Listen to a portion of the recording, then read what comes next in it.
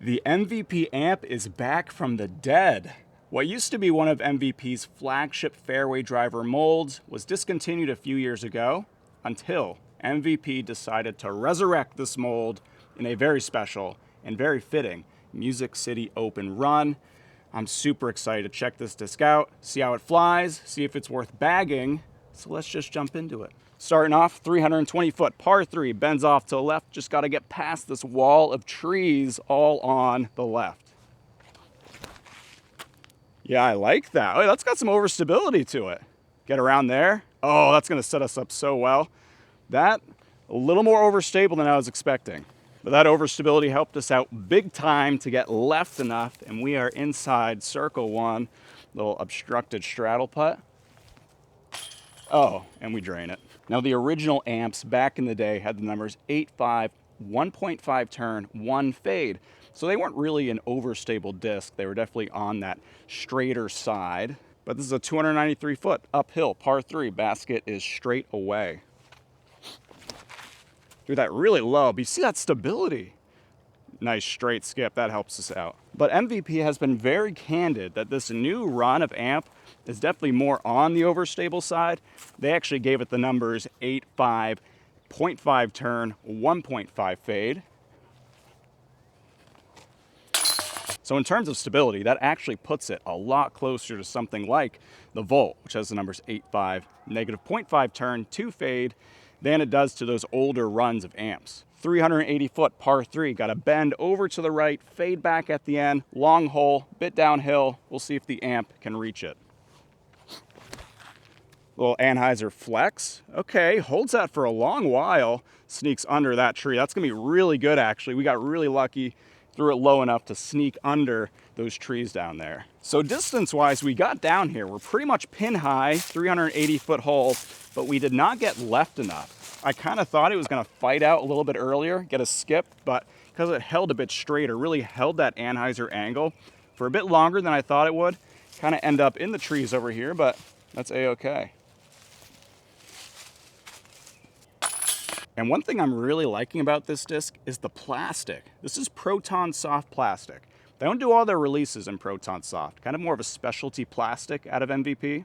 It's a nice mix where it's not just like super soft. It has a lot of flex, it's very gummy. Like in my power grip, I definitely tell it's a softer plastic. But it's not so soft that on a hot day, it's just gonna like fall apart in my hand or just be like a puddle in my hand, which that's important to me. I like my firmer discs, but this is a nice compromise where soft, but not super soft. Gummy, very gummy. 234-foot par 3, gotta crest this hill right in front of the basket, go straight, break off at the very end. My only worry is that we'll go too far, but the shape should be right for this run of amp.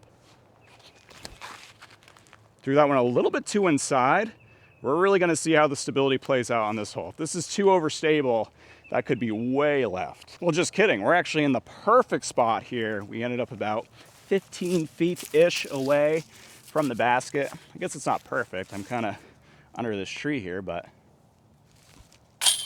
I keep second guessing myself on the stability. Like, I definitely classify this amp as an overstable disc, like it's on the overstable side of the spectrum. But I keep thinking it's just gonna fly the same as my Proton Volt. This one's pretty beat up, it's pretty flat, but I'd say the amp is actually a little bit less overstable than this beat up Volt. And then I have this Neutron Volt, which is super domey. This domey Volt is like stupidly overstable, so definitely less overstable than that, definitely straighter than the Volt in general. 410-foot par 4, this one is the Gauntlet. It is a tight wooded hole, lots of trees to avoid up there, so wish me luck.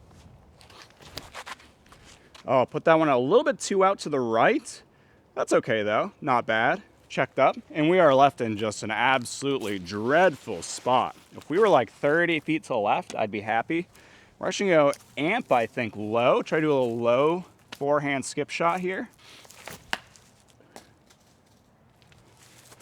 Yeah, and you see that worked out perfectly because now we're in this great upshot area, just like I said, 30 feet left where we just were. Absolutely perfect. I do better when I approach with proxies versus amps, apparently.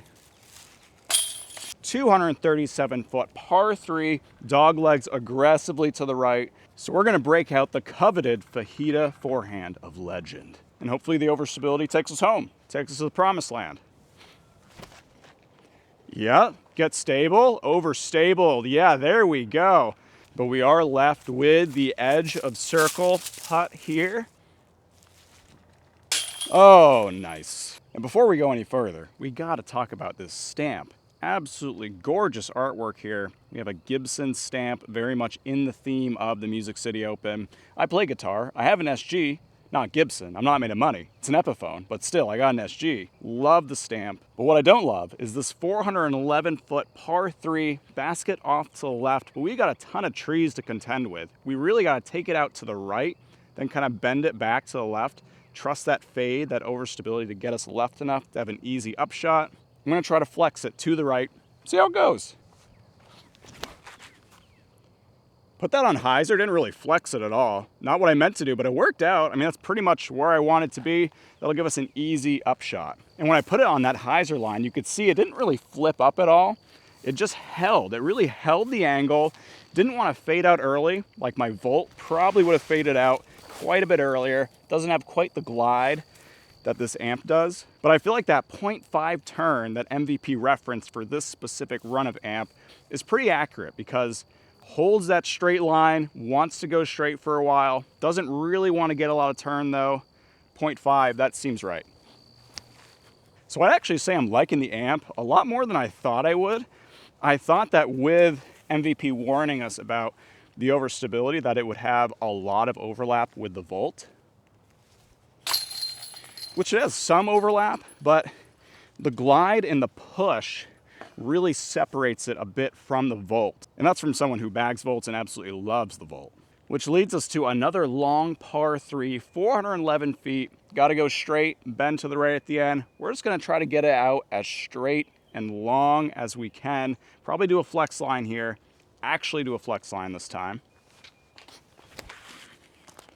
That looks great. See, it holds that anhyzer a really long ways, actually. Like, it does not want to fight out, even though it has that overstability at the same time. Let's compare that to my Proton Volt. Try to do a similar line. See, look at that. That fights out a lot quicker, actually. I definitely threw that one a little bit higher, but the overstability is apparent. There's definitely a difference with the Volt. Let's go with the Axiom Trance too, in the Prism Neutron. This is another one that kind of mirrors the amp situation where the older amps were marketed as being more understable. These ones are more overstable. The Trance is a disc that came out with the numbers 8.5, -2.1, but they ended up being a lot more overstable than the numbers suggested. So recently MVP redid the numbers. If you look on their website, it's now 8.5, -1, 1.5 fade, which definitely reflects the flight a little bit better. They are slightly overstable.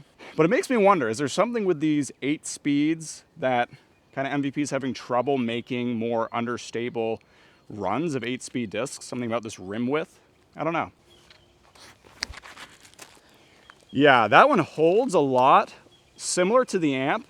But you can see it still has that overstability. Like, I almost think that might even be a little bit more overstable than this amp. Like, the amp just held that line so well. And this is basically perfect, like almost pin high. If we were a little bit further, that'd be nice, but this is pretty good on this hole. A hole that feels impossible to freaking park. So I like it a lot. Amp is a great disc. Definitely gonna go in the bag, at least for further testing for now. But it holds a lot straighter than I thought it would. And because of that, it kind of fulfills a slightly different role than the Volt in my bag. And right now I'm not bagging anything between my Passion, which is really straight, and my Volt. So this will feel kind of a nice little in-between, that tweener slot. So that's great, love that. And if you enjoyed this video, I'd appreciate if you consider liking and subscribing. That'd be awesome. You can also follow me on UDisc community at Flying Fajita or Instagram at Flying Fajita Disc Golf. If you got any questions about the amp or any other discs, let me know down in the comments. And as always, I love you guys, take care, and I'll see you next time.